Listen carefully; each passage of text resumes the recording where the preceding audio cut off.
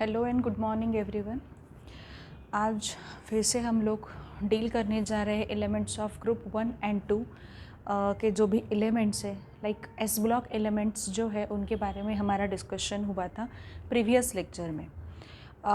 To begin with this particular lecture just have a revise for the previous lecture के लिए एक recall तो हमें देना पड़ेगा कि क्या क्या हमने वहाँ पे कवर अप कर लिया है। प्रीवियस लेक्चर में हमने बहुत सी चीज़ें कंप्लीट की थी वहाँ पे, कि जैसे इंट्रोडक्शन जो है, इंट्रोडक्शन का पार्ट हमारा कंप्लीट हुआ है। उसके बाद हाइड्रोजन जो है which is a kind of you can से a unique element in the modern periodic table, उसके बारे में डिस्कशन हमारा हो चुका है। डाईहाइड्रोजन जो है उसके प्रिपरेशन मेथड्स जो होते हैं वो डिस्कस हमने काफ़ी अच्छे से कर लिए हैं कि प्रिपरेशन मेथड्स कैसे होते हैं, कितने हैं। लैबोरेटरी मेथड जो है वो स्मॉल स्केल मेथड है, इंडस्ट्रियल मेथड कौन से है, इलेक्ट्रोलिसिस से या बाय कार्बन से या हाइड्रोकार्बन से, जो भी प्रिपरेशन मेथड है वो हमारे कवर अप हो चुके थे। उसके बाद में हमने देखा था कि वहाँ पे फिज़िकल प्रॉपर्टीज़ का डिस्कशन हमारा हुआ था। फिज़िकल प्रॉपर्टीज़ के डिस्कशन के बाद आज हम देखने जा रहे हैं chemical properties of dihydrogen. See chemical properties जो है वो पढ़ने से ये ज़्यादा बेटर होगा कि सबसे पहले मैं थोड़ा सा आपके लिए वो रिकॉल कर दूँ कि क्या क्या हमने कंप्लीशन किया हुआ है। हमने स्टार्ट किया हुआ था elements of group 1 and group 2। Elements of group 1 and 2 they are said to be S block elements. उनको एस ब्लॉक एलिमेंट्स कहा जाता है। एस ब्लॉक एलिमेंट उनको क्यों कहा जाता है वो भी हमारा कंप्लीशन हुआ था। उसका जो भी आउटर ये जो एलिमेंट्स है उनके जो आउटर मोस्ट इलेक्ट्रॉन मतलब आउटर शेल हम बोल सकते हैं वो एस सब शेल है वहाँ पे। सो इसलिए इनको एस ब्लॉक एलिमेंट्स करके कहा जाता है। Where these particular elements are located in a modern periodic table. Modern periodic table की अगर हम बात करते हैं तो मॉडर्न पीरियोडिक टेबल में to the extreme left of the modern periodic table these elements were located. ये एलिमेंट्स वहाँ पे लोकेट होते हैं और वो एलिमेंट्स हैं S block elements. S block elements में आपको दो ग्रुप्स मिलते हैं। फर्स्ट वाला ग्रुप है जो है group 1 which is called as alkali metal and group second which is known as alkaline earth metal. ठीक है, group 1 and group 2 they are said to be alkali and alkaline earth metal. So alkali metals जो होते हैं वहाँ पे उनके बारे में और अल्कलाइन अर्थ मेटल के बारे में भी हमारा आज डिस्कशन होगा along with the electronic configuration. ठीक है, सो वो तो बाद में देखा जाएगा बट रिकॉल कर देते पहले। उसके बाद हमने ये देखा था कि हाइड्रोजन ये जो है ये एक मॉडर्न पीरियोडिक टेबल में एक यूनिक सा एलिमेंट है जिसके बारे में थोड़ी इन्फॉर्मेशन हमने वहाँ पे गैदर कर ली थी। हाइड्रोजन जो है वो वहाँ पे फ्री स्टेट में आपको डाई हाइड्रोजन के फॉर्म में मिलता है, डाई एटॉमिक है H2 के फॉर्म में वो मिलता है और गैशियस फॉर्म में वो फ्री स्टेट में आपको वहाँ पे मिलता है। अदरवाइज़ उसका एबेंडेंस अकरेंस जो है वो भी हमने वहाँ पे देखा था कि अर्थ के सरफेस पे वहाँ पे अगर देखा जाए तो वहाँ पे वो 10th most abundant element if you consider it on a mass basis and 3rd most abundant element if you consider it on a atom basis. ये कंप्लीशन हमारा हुआ था। उसके बाद हमने थोड़ा सा और आगे लिया था कि position of hydrogen in the modern periodic table. Modern periodic table में जो आपका हाइड्रोजन है उसकी पोजीशन क्या है, किस तरीके से है, उसके ऊपर एक डिस्कशन हमारा हुआ था। सो मॉडर्न पीरियोडिक टेबल में हाइड्रोजन की पोजीशन जो होती है it is always a subject of discussion till now. ठीक है, it is always a subject of discussion because hydrogen जो है वो किस तरीके से अल्कली मेटल से रिजेम्बलेंस दिखाता है और हाइड्रोजन जो है वो किस तरीके से हेलोजन्स से मतलब ग्रुप 17 वाले एलिमेंट से रिजेम्बलेंस दिखाता है, that we have studied in a previous lecture. ठीक है, मतलब हाइड्रोजन को अगर आप वहाँ पे देखते हो तो हाइड्रोजन दोनों ग्रुप से क्या दिखा रहा है वहाँ पे, सिमिलर नेचर या रिजेम्बलेंस बोल सकते हो, सिमिलर नहीं बोल सकते, रिजेम्बलेंस वहाँ पे दिखा रहा है। इस रिजेम्बलेंस की वजह से ये हुआ है कि हाइड्रोजन को वहाँ पे मॉडर्न पीरियोडिक टेबल में एक यूनिक प्लेस वहाँ पे मिली है। और एक यूनिकनेस है हाइड्रोजन का जो हमने कल ही स्टडी किया था। If hydrogen loses its 1 electron from the outer most shell, outer most shell मतलब एक ही तो शेल है, उससे वो इलेक्ट्रॉन अगर वहाँ पे वो दे देता है so it will be all together like a proton, वो प्रोटॉन जैसा वहाँ पे एग्जिस्ट करता है। बट एक्चुअल में ये चीज़ हमें फाइंड आउट हो गई है कि H+ जो है मतलब हाइड्रोजन, उसके आउटर मोस्ट शेल से जब एक इलेक्ट्रॉन देता है और H+ वहाँ पे प्रिपेयर करता है, H+ बनाता है, तो H+ कोई ऐसा नहीं है कि वो फ्री स्टेट में वहाँ पे एग्जिस्ट करेगा। It will always combine with the molecule, एक मॉलिक्यूल के साथ वो कंबाइन वहाँ पे हो जाता है। लाइक अगर मैंने कहा कि H+ है, H2O के साथ कंबाइन हो रहा है, it will form H3O+। H+ है वो NH3 के साथ कंबाइन हो रहा है, it will form NH4+, like this. Means ये सेंट्रल मीनिंग ये निकलता है यहाँ से कि H+ जो है वहाँ पे, तो H+ कोई अकेला एग्जिस्ट नहीं करेगा।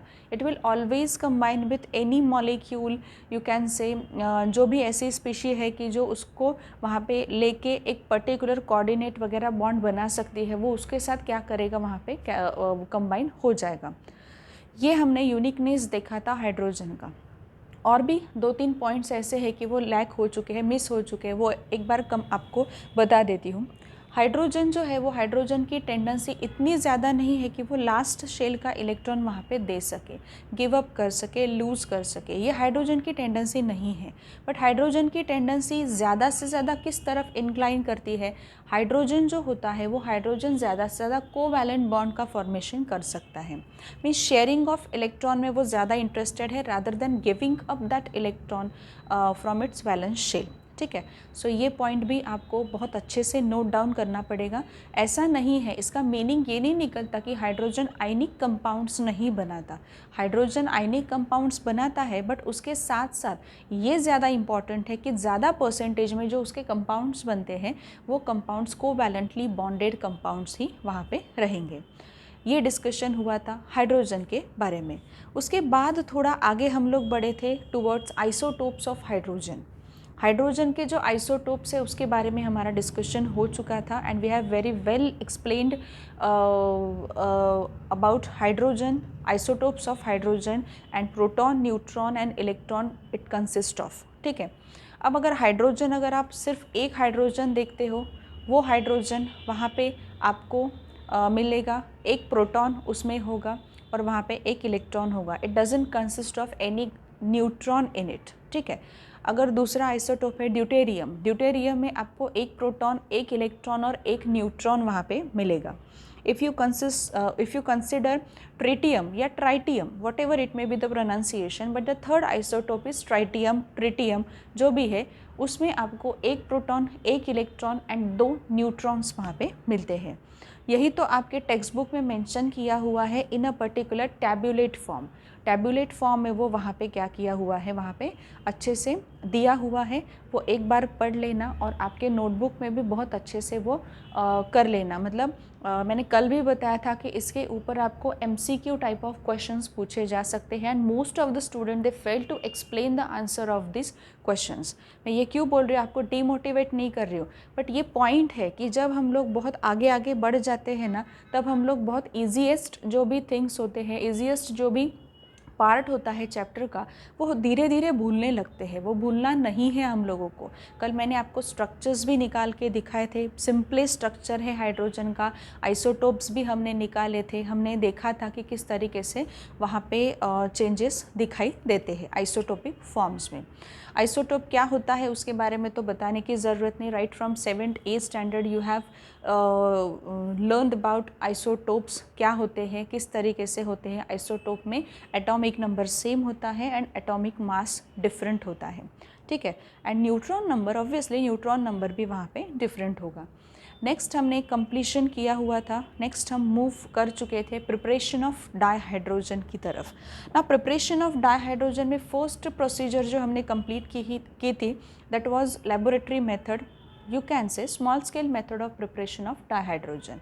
जिंक होगा, उसको डाइल्यूट HCl के साथ ट्रीट करो, you will get dihydrogen gas. ठीक है, अगर आपने जिंक ग्रैन्यूल्स लिए, वही मतलब जिंक ग्रैन्यूल्स लिए, उसको अगर आपने एक्वस NaOH के साथ ट्रीट किया, then you will get dihydrogen along with sodium zincate as a by product. ठीक है, सो ये हमारा कंप्लीशन हुआ था लेबोरेटरी मेथड्स का।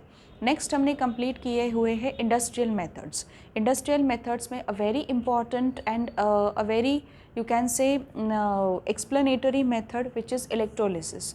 Electrolysis of pure water. कल मैंने आपसे डिस्कस किया हुआ था कि इलेक्ट्रोलिसिस हम कैसे करते हैं, किस तरीके से होता है. इलेक्ट्रोलाइटिक सेल होता है, उसमें हम वो सॉल्यूशन लेते हैं, उसमें 2 रॉड्स हम डीप करते हैं. Those rods were made up of you can से special kind of material. Graphite का हो सकता है, निकेल का हो सकता है, प्लैटिनम के रॉड्स हो सकते हैं, बेस्ड ऑन द सब्सटेंस कि जिसका हम इलेक्ट्रोलिसिस वहाँ पे करने जा रहे हैं. सो वो जो रॉड्स होते हैं उसमें एक एनोड है और एक कैथोड है.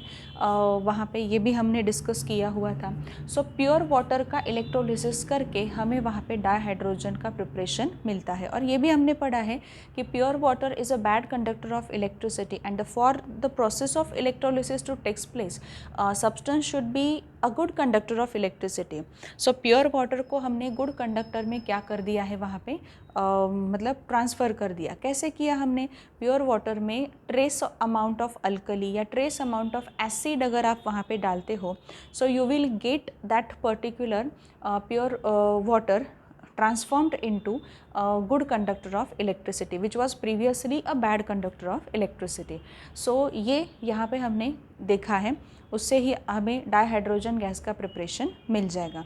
नेक्स्ट हमने ये देखा था कि वहाँ पे कार्बन या हाइड्रोकार्बन होगा, वहाँ से हम क्या कर सकते हैं, डाइहाइड्रोजन का प्रिपरेशन कर सकते हैं. But this particular process has 3 steps basically. 3 steps में वो हम करते हैं. स्टेप 1 में हम क्या कर रहे हैं, preparation of water gas CO+H2. It is called as water gas. It is also called as a syngas. Syngas भी उसे वहाँ पे कहा जाता है.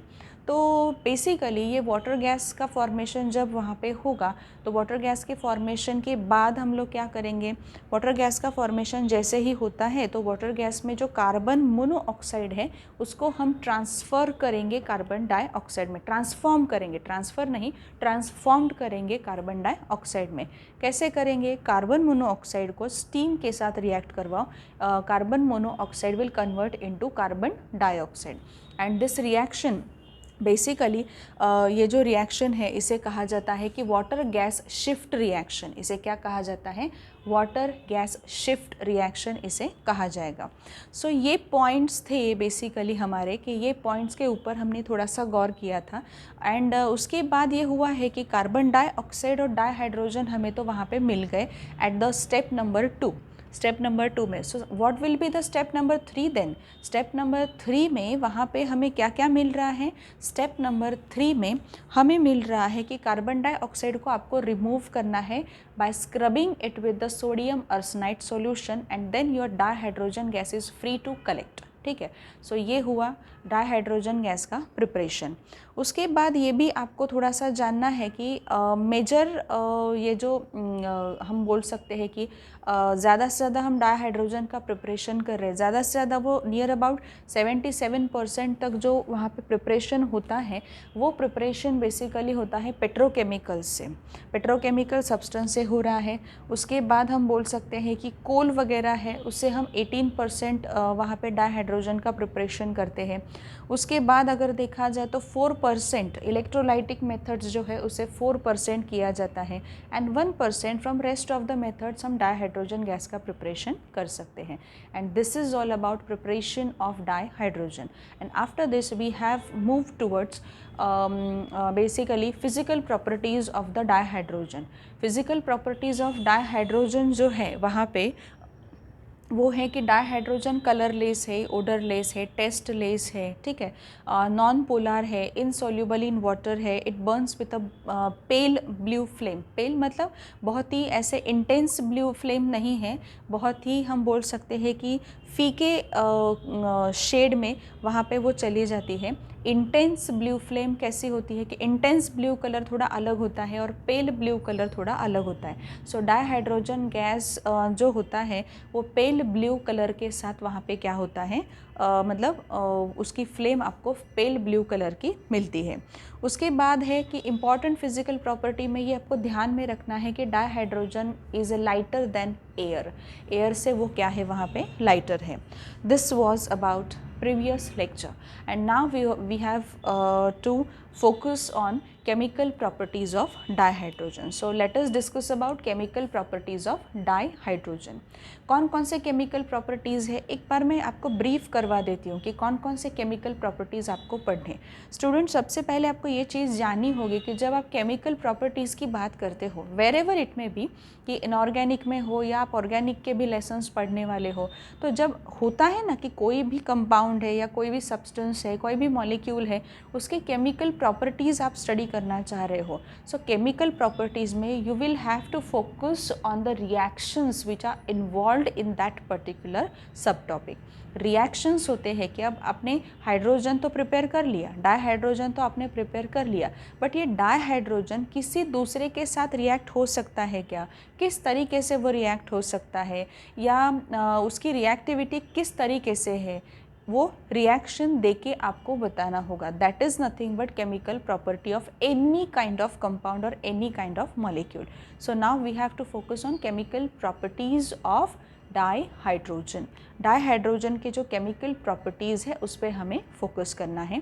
हमें देखना है कि डाईहाइड्रोजन गैस अल्कली मेटल के साथ कैसे रिएक्ट होता है, डाईहाइड्रोजन गैस डाई ऑक्सीजन के साथ कैसे रिएक्ट होता है, डाईहाइड्रोजन गैस जो है वो वहाँ पे हैलोजन्स के साथ कैसे रिएक्ट होता है.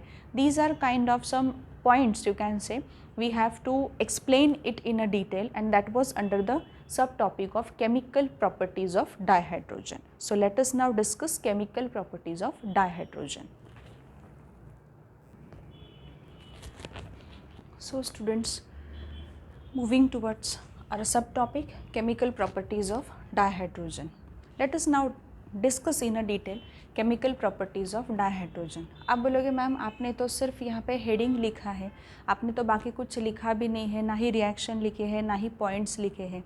सी पॉइंट्स तो मैं आपको वहाँ पे बता रही हूँ, ठीक है, और वो काफ़ी मीडियम स्पीड के साथ आपको हर एक चीज़ मैं बता रही हूँ. आपको जब भी आप लेक्चर देख रहे हो, एक चीज़ का ख्याल रखो कि आप नोटबुक, पेन, आपका टेक्स्ट बुक जो है वो सामने रख के आपको क्या करने हैं, वहाँ पे नोट्स प्रिपेयर करने हैं. That is the main point. Inorganic में हर एक पॉइंट जो है वो यहाँ पे लिखा नहीं जाता है. इनऑर्गेनिक में ज़्यादा से ज़्यादा मैं आपको समझाने की कोशिश करूँगी, ज़्यादा से ज़्यादा आपको अंडरस्टैंडिंग अच्छा हो, इसलिए ज़्यादा से ज़्यादा एग्जाम्पल्स देने की कोशिश करूँगी, ना ही यहाँ पे सिर्फ लिखना है, ठीक है. सो पॉइंट्स जो है वो आप नोट डाउन करते जाओ. सबसे इम्पॉर्टेंट पॉइंट ये है कि हम केमिकल प्रॉपर्टीज़ ऑफ डाईहाइड्रोजन देख रहे हैं, बट क्या केमिकल प्रॉपर्टीज़ ऑफ डाईहाइड्रोजन देखने से पहले हमें H2 मतलब ये जो आपका डाईहाइड्रोजन है इसके बारे में थोड़ा सा देखना होगा क्या, इसके बारे में हमें थोड़ा सा डिस्कस करना होगा क्या. Yes sure. केमिकल प्रॉपर्टी जब आप देखते हो ना, तब आपको एक चीज़ का ख्याल रखना चाहिए कि जो भी मॉलिक्यूल आपने यहाँ पे लिया है वो मॉलिक्यूल किस तरीके से हमें तोड़ना होगा. वो जब टूटेगा, उसके बीच में जो बॉन्ड्स है वो जब ब्रेक होंगे तभी जाके वो दूसरे के साथ रिएक्ट कर पाएगा. अदरवाइज़ आप केमिकल प्रॉपर्टीज़ का स्टडी कैसे करोगे. ये मॉलिक्यूल जो है इसमें जो एटम्स है, कॉन्स्टिट्यूएंट एटम्स है, जैसे H2 मैंने कहा है, तो H2 में 2 हाइड्रोजन एटम्स है, उनमें बॉन्डिंग है, स्पेशल काइंड ऑफ बॉन्डिंग है, कोवैलेंट बॉन्डिंग वहाँ पे दिखाई देती है. तो ये बॉन्डिंग जब तक टूटेगी नहीं तब तक क्या हम केमिकल प्रॉपर्टीज़ को फोकस कर सकते हैं क्या, बिल्कुल नहीं कर सकते. सो let us start with the discussion of the dihydrogen. And dihydrogen को मतलब उसमें जो भी एटम्स है उसको ब्रेक करने के लिए हमें काफ़ी सारी एनर्जी देनी पड़ती है. जैसे वो एनर्जी हम बोल सकते हैं कि बॉन्ड डिसोसिएशन एनर्जी. नाम में सब चीज़ें वहाँ पे उन्होंने बहुत अच्छे से एक्सप्लेन कर दी है कि bond dissociation energy. Bond dissociation energy for dihydrogen is near about 436 kilo joules per मोल.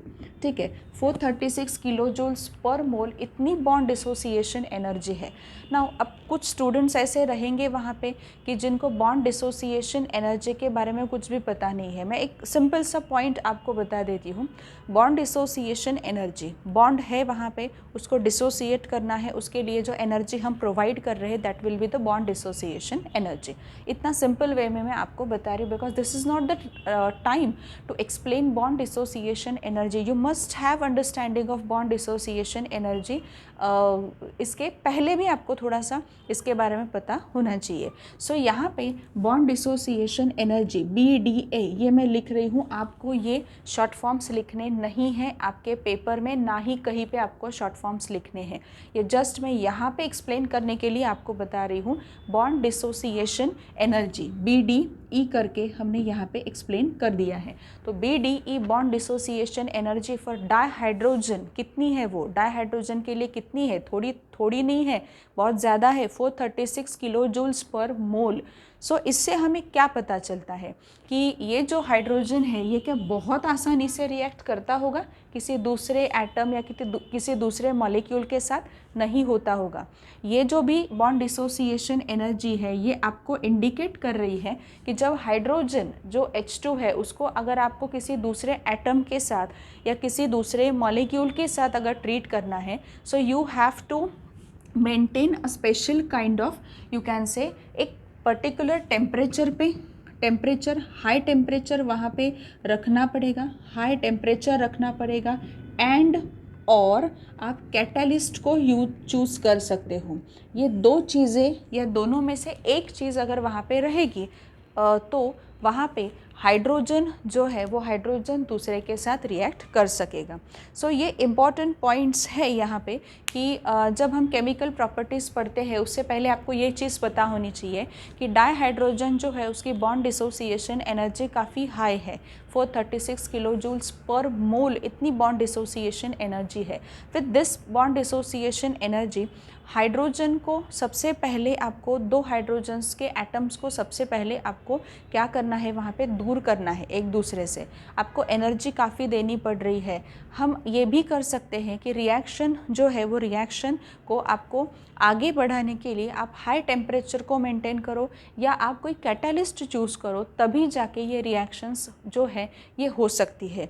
ये मैं क्यों बता रही हूँ आपको, क्योंकि आपको हर एक चीज़ में ये पॉइंट याद रखना होता है कि conditions applied for the reaction to takes place. जो भी कंडीशंस है, काफ़ी सारे स्टूडेंट्स ऐसे होते हैं कि उनका मेन जो भी एक पॉइंट होता है कि मैम कंडीशंस याद नहीं रहते। अभी तक तो आपने ऑर्गेनिक पढ़ा भी नहीं है। ऑर्गेनिक में जैसे ही आप जाओगे you will have number of conditions for the reactions to takes place, मतलब ऑर्गेनिक के रिएक्शंस एक तरफ और उसके कंडीशंस दूसरी तरफ, आपको काफ़ी सारे पॉइंट्स को याद रखना पड़ता है। यहाँ पे ये याद रखो कि हाइड्रोजन के रिएक्शन जब आप किसी दूसरे के साथ बता रहे हो तो वहाँ पे या तो कोई कैटलिस्ट होगा या तो हाई टेम्परेचर वहाँ पे अप्लाई होगा। ये चीज़ें आपको याद रखनी है, ये चीज़ों को आपको रटना नहीं है, आपको ये चीज़ को याद रखना होगा कि डाइहाइड्रोजन की बॉन्ड डिसोसिएशन एनर्जी ज़्यादा है, तो डाइहाइड्रोजन की रिएक्शन अगर आपको किसी दूसरे से करवानी है तो या तो आपको हाई टेम्परेचर अप्लाई करना होगा या तो आपको कैटलिस्ट एक पर्टिकुलर चूज़ करना पड़ेगा। So it is nothing but the common sense, you can से, कि अगर बॉन्ड डिसोसिएशन एनर्जी ज़्यादा है तो वहाँ पे या तो रिएक्शन दूसरे के साथ उसकी होने के लिए कैटलिस्ट चूज़ करो या तो हाई टेम्परेचर वहाँ पे चूज़ करो, या कभी कभी कुछ रिएक्शन में दोनों वहाँ पे यूज़ करने पड़ते हैं। सो let us discuss about reaction with metal. First chemical property of the dihydrogen, reaction with metals. अब ये metals कौन से हैं? ये noble metals की बात हो रही है? बिल्कुल नहीं, noble metal नहीं है। जो भी active metals होते हैं उनकी हम बात कर रहे हैं यहाँ पे। active metal, you have a metal activity series, metal activity series आप लोगों के पास है, आपने इससे पहले वो पढ़ी है। 10th स्टैंडर्ड में आपने मेटल एंड नॉन मेटल का चैप्टर पढ़ा था, उसमें मेटल एक्टिविटी सीरीज़ है कि कौन सा मेटल ज़्यादा रिएक्टिव होता है, कौन सा मॉडरेट रिएक्टिविटी दिखाता है और कौन सा लीस्ट रिएक्टिविटी दिखाता है। जनरली लीस्ट रिएक्टिविटी में जो भी एक दो आते हैं उनको नोबल मेटल्स करके हम वहाँ पे क्या करते हैं, मतलब उनका नाम ही वहाँ पे दिया जाता है फिर नोबल मेटल करके। फॉरगेट अबाउट दैट, बट यहाँ पे ये पॉइंट इंपॉर्टेंट है कि रिएक्टिव मेटल्स जो रहेंगे वो रिएक्टिव मेटल के साथ डाइहाइड्रोजन वहाँ पे रिएक्शन करता है। डाइहाइड्रोजन जब मेटल के साथ रिएक्शन करता है तो उस पर्टिकुलर मेटल का वो क्या बनाता है, हाइड्राइड बनाता है। उस पर्टिकुलर मेटल का हाइड्राइड वहाँ पे बनता है। सो यहाँ पे अगर सपोज़ एक जस्ट मैं आपको एक रफली एग्जांपल्स दे रही हूँ। सपोज़ अगर मैंने सोडियम लिया है, sodium is a very reactive metal, sodium अगर लिया है तो it will form a sodium hydroxide. अगर आपने पोटेशियम लिया है तो it will form a potassium hydroxide. Calcium लिया है, कैल्शियम हाइड्रोक्साइड। स्ट्रॉन्शियम लिया है, स्ट्रॉन्शियम हाइड्राइड, हाइड्रोक्साइड नहीं हाइड्राइड, ठीक है। सो हाइड्राइड्स बनते जाएंगे। जो भी यहाँ पे कहा है कि sodium hydride, calcium hydride, strontium hydride, barium hydride, ये सब हाइड्राइड्स यहाँ पे बनते जाएंगे when a particular metal will react with the dihydrogen. When a metal reacts with dihydrogen, it will form a respective hydride। ये बोलना नहीं है, ये आपको लिखना भी होता है। जब आपको पूछा जाता है कि what will happen if a metal reacts with a dihydrogen, then सिर्फ रिएक्शन लिख के काम नहीं चलेगा, आपको वहाँ पे थोड़ा सा एक्सप्लेन भी करना पड़ेगा। बहुत ज़्यादा एक्सप्लेन नहीं करना है, बिकॉज यहाँ पे रिएक्शन को भी उतना ही इम्पॉर्टेंस है, रिएक्शन को ज़्यादा इम्पॉर्टेंस है यहाँ पे कि रिएक्शन आप किस तरीके से दे रहे हो, बैलेंस रिएक्शन आप किस तरीके से वहाँ पे पुटअप कर रहे हो। सो बैलेंस रिएक्शन के साथ साथ एक छोटा सा नाइस एक्सप्लेनेशन भी होना चाहिए फॉर द रिएक्शन टू वहाँ पे जो कैरी हो रही है उसके लिए। सो यहाँ पे मैंने अगर आपको कहा कि what will happen if a metal reacts with a dihydrogen, then what will you answer? How will your answer starts with the point like, ये point इस तरीके से होना चाहिए कि when metal reacts with dihydrogen, when metal reacts with dihydrogen, हम ये बोल सकते हैं कि at a high temperature, और you can say हम बोल सकते हैं कि when heat is given to metal and dihydrogen, then it will form a respective metallic hydride। It will form a respective metallic hydride। metallic hydride का formation वहाँ पे होने वाला है। सो ये metallic hydride वहाँ पे अच्छे से फॉर्म होगा। अगर suppose for example when we take sodium, sodium का अगर एग्जाम्पल हम यहाँ पे लेते हैं, जस्ट यहाँ पे आपके टेक्स्ट बुक में दिया है, आपको पता भी होना चाहिए, और सिंपल सा एग्जाम्पल है वो आपको देना है कि if sodium reacts with hydrogen. अब सोडियम आपका सॉलिड फॉर्म में होगा, हाइड्रोजन गैस में होगा, आप हीट दे रहे हो यहाँ पे, इस रिएक्शन में you will have to give heat. So heat जैसे ही आप यहाँ पे देते हो, it will form sodium hydride, ये सॉलिड फॉर्म में होगा, it will form a sodium hydride. So यहाँ पे बैलेंस करने के लिए आपको 2 लिखना होगा, यहाँ पे भी 2 लिखना होगा। सो इस तरीके से नाम दे दो नीचे कि sodium, hydrogen gas and sodium hydride. So in this way when any metal reacts with dihydrogen, it will form respective hydride, it will form respective hydride, hydride का फॉर्मेशन वहाँ पे होगा, ठीक है। सो ये कंप्लीट करना है आपको। और ऐसा नहीं है कि सिर्फ सोडियम ही रिएक्ट हो सकता है, बिल्कुल नहीं। सोडियम जो है उसके अलावा भी हमारे पास काफ़ी सारे रिएक्टिव मेटल्स होते हैं, लाइक पोटेशियम है हमारे पास कैल्शियम है, हमारे पास स्ट्रॉन्शियम है, हमारे पास बेरियम है। ये सारे के सारे जो है ये क्या है, ये वहाँ पे रिएक्टिव मेटल्स है, ये रिएक्टिव मेटल्स है। तो रिएक्टिव मेटल्स जब पर्टिकुलर डाइहाइड्रोजन के साथ रिएक्ट होते हैं तो it will form respective hydride, metal का हाइड्राइड फॉर्म होता है। अब ये जो है ना कि ये वाली रिएक्शन कि मेटल जो होता है वो डाइहाइड्रोजन के साथ रिएक्ट कर सकता है, तो ये हाइड्रोजन का जो एक बिहेवियर यहाँ पे है ना, it shows resemblance with the halogen. Because अगर हमने देखा कि सोडियम है, सोडियम के साथ क्लोरीन की रिएक्शन वहाँ पे हो रही है, तो यहाँ पे क्लोरीन और सोडियम वहाँ पे फॉर्म करके क्या हो सकता है, सोडियम क्लोराइड का फॉर्मेशन वहाँ पे होगा। सो ये जो भी बिहेवियर है हाइड्रोजन का towards metal, towards reactive metal is very similar to halogens, because whenever halogens react with reactive metal, it will form metal halides, वहाँ पे वो मेटल हलाइड्स का फॉर्मेशन करते हैं। मैं जो बोल रही हूँ बहुत अच्छे से सुनो कि ये जो पॉइंट्स मैं बता रही हूँ कि जब सोडियम डाइहाइड्रोजन के साथ रिएक्ट करता है तो वो हाइड्राइड बनाएगा, बट वही सोडियम अगर हैलोजन मतलब क्लोरीन आप पकड़ लो, वहाँ पे क्लोरीन के साथ रिएक्ट होगा तो वो हलाइड बनाएगा। तो वो क्या बनाएगा, हलाइड वहाँ पे बनाएगा। हाइड्राइड और हलाइड दोनों में वहाँ पे डिफरेंस समझना चाहिए। हाइड्राइड मतलब क्या है, जब when reactive metal when reacts with hydrogen then it will form hydride. But halide का मतलब क्या है, हैलाइड मतलब जब रिएक्टिव मेटल अगर हैलोजन के साथ रिएक्ट होता है तो it will form a halide. ठीक है, जैसे NaCl, NaBr, KCl, KBr like that. ठीक है, सो इस तरीके से हैलाइड्स का फॉर्मेशन वहाँ पे होगा, but now we have to focus on hydride formation only. ठीक है, सो ये एक रिएक्शन यहाँ पे आपको उन्होंने दी है, काफ़ी इम्पॉर्टेंट सी रिएक्शन है। और इस रिएक्शन के जस्ट नीचे उन्होंने एक क्वेश्चन आपसे पूछा है, और वो क्वेश्चन का आंसर आपको मुझे मैसेज करना है, पर्सनल मैसेज आप कर सकते हो। वो क्वेश्चन का आंसर मुझे चाहिए, क्योंकि आपको ऑक्सीडेशन रिडक्शन जो है उसके प्रोसेसेस के बारे में पता है। नहीं आ रहा है, ठीक है, नो प्रॉब्लम एट ऑल। अगले लेक्चर में वो क्वेश्चन का आंसर हम डिस्कस करके ही अगला टॉपिक स्टार्ट करेंगे। ठीक है, सो यहाँ पे उन्होंने जो क्वेश्चन दिया हुआ है, एक ये रिएक्शन सामने है आपके। ये रिएक्शन में उन्होंने ये पूछा है कि किसका ऑक्सीडेशन हो रहा है और किसका रिडक्शन हो रहा है। यू विल हैव टू हम ये बोलेंगे कि यहाँ पे ऑक्सीडेशन और रिडक्शन के जो कंसेप्ट्स है वो काफ़ी क्लियर होने चाहिए। ऑक्सीडेशन और रिडक्शन के कंसेप्ट्स हमने जब ऑक्सीजन के साथ कॉम्बिनेशन होता है तो ऑक्सीडेशन होता है, हाइड्रोजन बाहर निकलता है तभी भी ऑक्सीडेशन ही बोलते हैं। जब कोई भी एटम या मॉलिक्यूल हाइड्रोजन के साथ कंबाइन हो रहा है so it will be reduction. जब कोई भी रिएक्शन में ऑक्सीजन बाहर निकल रहा है so it will be reduction. So oxidation reduction के बारे में मुझे आपको अलग से बताने की ज़रूरत नहीं होनी चाहिए। जो बेसिक टर्म्स है आपके पास ऑक्सीडेशन एंड रिडक्शन के, उससे ही आपको मुझे ये चीज़ बतानी है कि किसका ऑक्सीडेशन हो रहा है और किसका रिडक्शन हो रहा है। That's it. नहीं आ रहा है तो अगले लेक्चर में ये मैं एक्सप्लेन करने वाली हूँ, कोई बहुत बड़ी बात नहीं है इसमें। Try and send me answer what ever you get. ठीक है, जो भी आंसर आपको आ रहा है वो आंसर मुझे आपको क्या करना है, सेंड करना है। So let us discuss about second chemical property which is reaction with reaction of dihydrogen with डाईऑक्सीजन।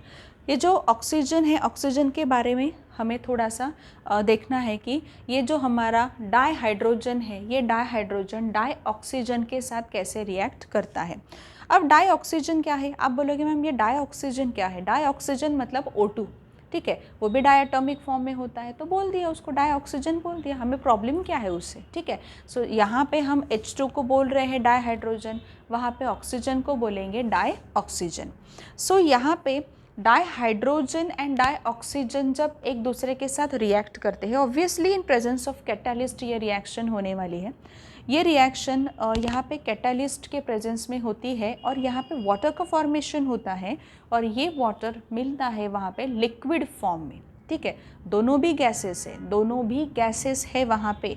अगर आप डाईहाइड्रोजन को लेते हो, डाईऑक्सीजन को लेते हो, both are in a gaseous form, both are in a gaseous state, but when they combine with each other they will form a compound which is in a liquid form. ठीक है, सो वो liquid form वाला compound कौन सा है, वो वहाँ पे वाटर कंपाउंड वहाँ पे फॉर्म होता है। सो यहाँ पे उन्होंने एक पॉइंट और दिया है कि हम पहले रिएक्शन लिखते हैं एंड देन रिएक्शन के बाद आगे बढ़ते हैं कि हाइड्रोजन है और ऑक्सीजन है, दोनों भी गैस फॉर्म में है। यहाँ पे ये दोनों जब रिएक्ट होते हैं इन प्रेजेंस ऑफ कैटालिस्ट, ठीक है, ऑन हीटिंग ये रिएक्शन यहाँ पे होगी। ठीक है, सो ये जो रिएक्शन जब होगी तो यहाँ पे H2O का फॉर्मेशन होगा, यहाँ पे 2 आपको लिखना होगा, यहाँ पे भी 2 आएगा for the balancing purpose, balancing के लिए ये हमने यहाँ पे लिखा है।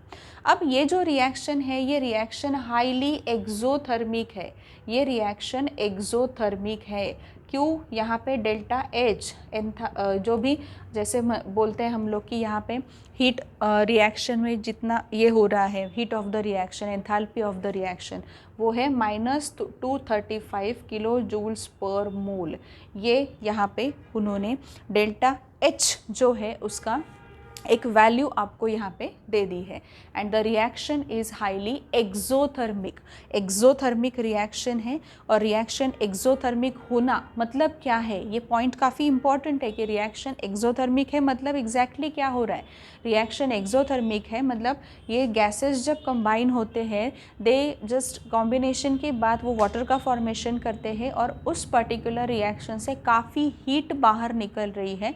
So the reaction is nothing but exothermic reaction. So exothermic reaction यहाँ पे है, ये वैल्यू आपको याद रखनी है, डेल्टा एच वाली वैल्यू जो होती है वो याद रखनी है। वो वैल्यू के साथ साथ हम आगे बढ़ने जा रहे हैं अब रिएक्शन विद द हैलोजेंस। काफ़ी इंपॉर्टेंट ये पॉइंट यहाँ पे है कि रिएक्शन विद हैलोजेंस, हैलोजेंस के बारे में हमें डिस्कस करना है स्टूडेंट्स कि हैलोजेंस यहाँ पे कैसे रिएक्ट करते हैं हमारे डाइहाइड्रोजन के साथ। डाइहाइड्रोजन के साथ कैसे रिएक्ट करेंगे, थोड़ा सोचो कि हैलोजन की रिएक्शन यहाँ पे कैसी होगी डाइहाइड्रोजन के साथ। थोड़ा सा यहाँ पे आपको सोचना है कि जैसे ही हैलोजन कौन कौन है, बेसिकली ये मुझे बताओ कि हैलोजन्स कौन कौन होते हैं। फ्लोरीन, क्लोरीन, ब्रोमीन, ठीक है, आयोडीन, एस्टेटाइन, ये जो होते हैं ये हैलोजन्स होते हैं। उसमें हम लोग फ्लोरीन, क्लोरीन, ब्रोमीन, आयोडीन तक ही जाते हैं। एस्टेटाइन के बारे में कुछ कंपाउंड फॉर्म करता ही नहीं है वो, और वो स्टेबल कंपाउंड होते भी नहीं है। एस्टेटाइन जो है वो वहाँ पे रेडियो एक्टिव नेचर शो करता है। सो हम ये बोल सकते हैं यहाँ पे कि एस्टेटाइन जो है वो कोई स्टेबल कंपाउंड्स नहीं बना सकता। सो आप थोड़ा सा सोचो ना कि वो खुद अगर रेडियो एक्टिव है तो उसके जो कंपाउंड्स फॉर्म होने वाले हैं वो कैसे स्टेबल होने वाले हैं, वो वहाँ पे उतने कंपाउंड स्टेबल कंपाउंड्स नहीं फॉर्म करता। सो हैलोजन की कैटेगरी जब हम पढ़ते हैं एक्चुअल में कि उसके रिएक्शंस जब हम पढ़ते हैं तो हम लोग फ्लोरीन से लेके आयोडीन तक ही बात करते हैं, एस्टेटाइन की बात हम नहीं करते। सो यहाँ पे भी हम लोग वही करने वाले हैं कि रिएक्शन विद द हैलोजेंस, यहाँ पे मैं लिख रही हूँ रिएक्शन विद द हैलोजेंस। अब रिएक्शन विद हैलोजेंस जो है वो पढ़ने से पहले कुछ पॉइंट्स मैं आपको बता देती हूँ कि ये जो डाइहाइड्रोजन है ना आपका, ये डाइहाइड्रोजन काफ़ी अच्छे से इन्फ्लेम हो सकता है विद अ फ्लोरीन। फ्लोरीन के साथ इवन आप बोल सकते हो कि काफ़ी नीचा टेम्परेचर है वो, -250 डिग्री सेल्सियस, काफ़ी कम टेम्परेचर है। उस टेम्परेचर पे भी फ्लोरीन और डाइहाइड्रोजन की रिएक्शन हो सकती है। मतलब फ्लोरीन की रिएक्शन इस तरीके से हो रही है डाइहाइड्रोजन के साथ। उसके बाद ये जो रिएक्शन हो रही है फ्लोरीन की और डाइहाइड्रोजन की, it takes place in a dark condition. Dark condition में वहाँ पे ये रिएक्शन होती है।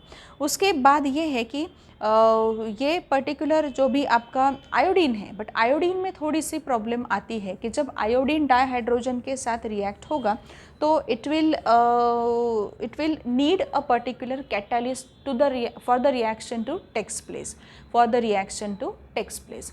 अब ये क्या है, इससे हमें क्या पता चलता है। देखो मैंने आपको ये कहा कि यहाँ पे आपका क्या है, डाइहाइड्रोजन है। यहाँ पे आपका क्या है, डाइहाइड्रोजन है। यहाँ पे आपका क्या है, X, मतलब कौन, हैलोजन। X से हम लोग क्या रिप्रेजेंट करते हैं, हैलोजन रिप्रेजेंट करते हैं। गैशियस फॉर्म में है, ये भी गैस फॉर्म में, ये भी यहाँ पे गैस फॉर्म में, ये गैशियस फॉर्म में आपको वहाँ पे मिल जाता है।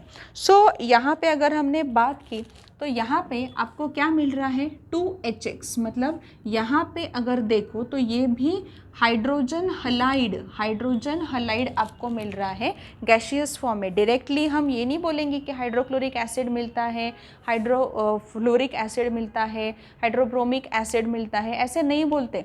यहाँ पे वो गैशियस फॉर्म में मिल रहा है, गैशियस फॉर्म में मिल रहा है, मतलब आप बोलोगे हाइड्रोजन का हलाइड मिल रहा है, नॉट द केस लाइक कि हाइड्रोक्लोरिक एसिड मिल रहा है, वो अलग सा प्रिपरेशन होता है वहाँ पे। यहाँ पे गैस फॉर्म है तो गैस फॉर्म के बारे में ही हम लोग बात करेंगे। सो यहाँ पे अगर सपोज़ मैंने ये कहा कि यहाँ पे है मेरे पास H2, ठीक है, H2 है मेरे पास, और H2 के साथ मैं यहाँ पे कंबाइन कर रही हूँ आपके Cl2 को। Chlorine is one of the halogen, ठीक है, हैलोजन है, डाई एटॉमिक फॉर्म में मिलता है, सो Cl2 लिखना पड़ेगा। यहाँ पे ये रिएक्शन हो रही है, यहाँ पे आपको मिल रहा है 2HCl, यहाँ पे 2HCl मतलब हाइड्रोजन क्लोराइड, ठीक है, हाइड्रोजन क्लोराइड आपको यहाँ पे मिल रहा है। सो ये जो रिएक्शन होते हैं बेसिकली ये फ्लोरीन के साथ भी होगा, ये क्लोरीन के साथ भी होगा, ये ब्रोमीन के साथ भी होगा और ये आयोडीन के साथ भी होगा। मतलब अगर यहाँ पे फ्लोरीन, यहाँ पे क्लोरीन, यहाँ पे ब्रोमीन, यहाँ पे आयोडीन, उन्होंने ये कहा है according to the information, according to the theory which is given in your textbook, कि टेक्स्ट बुक में क्या दिया है उन्होंने कि फ्लोरीन जो होता है उसके साथ डाइहाइड्रोजन बहुत अच्छे से रिएक्ट करता है और इन्फ्लेम होता है। इन्फ्लेम होता है मतलब रिएक्शन काफ़ी अच्छे से हो रही है at the temperature even 250 degree Celsius. 250 degree Celsius negative में है टेम्परेचर, -250 डिग्री सेल्सियस पे भी फ्लोरीन डाइहाइड्रोजन के साथ रिएक्ट हो सकता है। बट अगर आयोडीन की इससे रिएक्शन हो तो यहाँ पे ज़रूरत पड़ रही है कैटेलिस्ट की, यहाँ पे ज़रूरत पड़ रही है कैटेलिस्ट की। अब कैटेलिस्ट की ज़रूरत पड़ रही है, इसका क्या मतलब है? इसका ये मतलब हुआ कि फ्लोरीन से लेके आयोडीन तक, फ्लोरीन से लेके आयोडीन तक जो हैलोजेंस की टेंडेंसी है ना, विगर बोलते हैं, रिएक्शन का विगर बोलते हैं कि how the fast reaction will takes place, that is nothing but vigour of the reaction. Fluorine की रिएक्शन हाइड्रोजन के साथ झट से हो जाती है बिल्कुल अच्छे से, फिर नीचे नीचे जैसे आप जाते हो वैसे आयोडीन की रिएक्शन ना हाइड्रोजन के साथ होने में थोड़ी प्रॉब्लम आ रही है, इसलिए हम वहाँ पे क्या करते हैं कैटालिस्ट का यूज़ कर रहे हैं। इसका मतलब ये है कि vigour of the reaction decreases from fluorine to iodine, vigour of the reaction decreases from fluorine to iodine.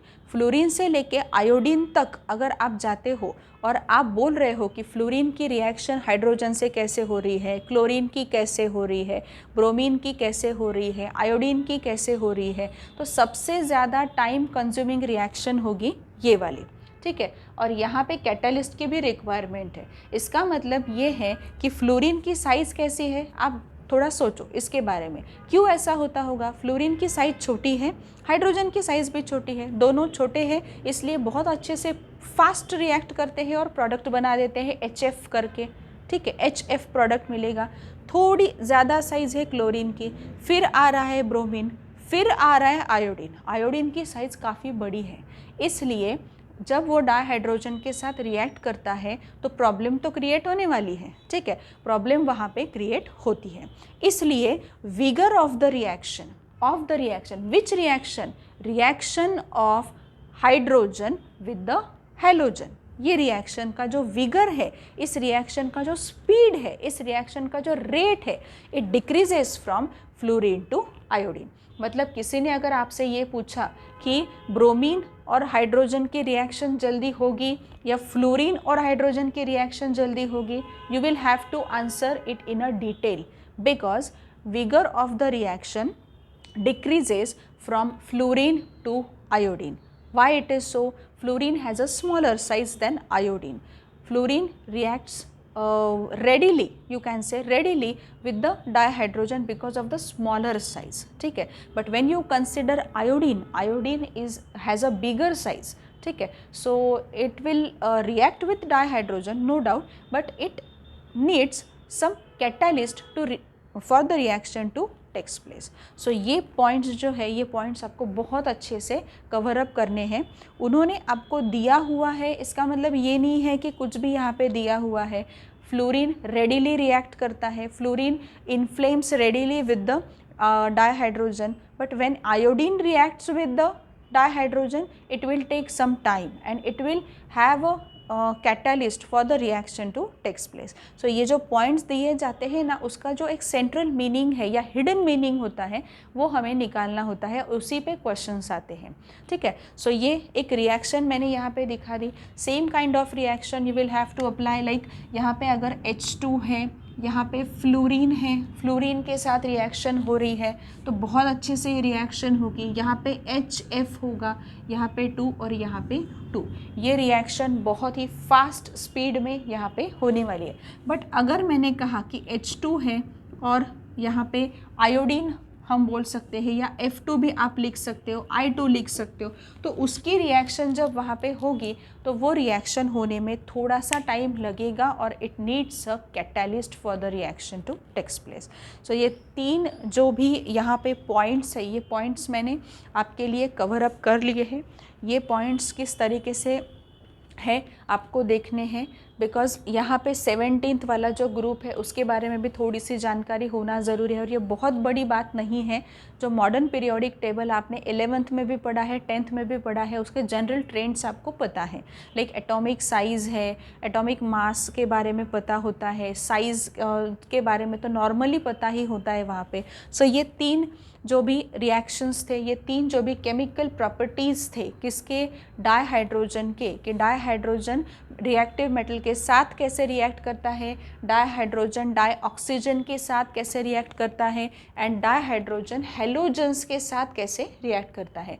These we have successfully finished. So next जो भी है वो केमिकल प्रॉपर्टी ही है, वो केमिकल प्रॉपर्टी फिर से हमें पढ़नी है, that is the reducing nature of dihydrogens, reducing nature of dihydrogen, वो हमें यहाँ पे अब पढ़ना होगा। बहुत इंपॉर्टेंट है ये जो केमिकल प्रॉपर्टीज़ यहाँ पे दिए हुए हैं, इसमें मैं क्यों इतना फोकस कर रही हूँ, कितना टाइम इसमें मैं दे रही हूँ, बिकॉज मुझे ये चीज़ पता है कि आपको इस पर क्वेश्चंस आने वाले हैं, not for the 11th standard, ये 12th स्टैंडर्ड के लिए भी उतना ही इम्पॉर्टेंट रहेगा।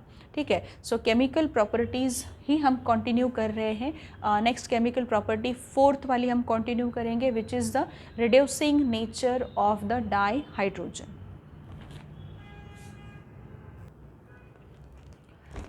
अब देखो स्टूडेंट्स, यहाँ पे केमिकल प्रॉपर्टीज़ में हम लोग 4th केमिकल प्रॉपर्टीज़ पे हैं। 4th केमिकल प्रॉपर्टीज़ में उन्होंने 3 अलग अलग टाइप के रिएक्शंस आपको दिए हैं जो आपको एक्सप्लेन कर रहे हैं what, reducing nature of dihydrogen.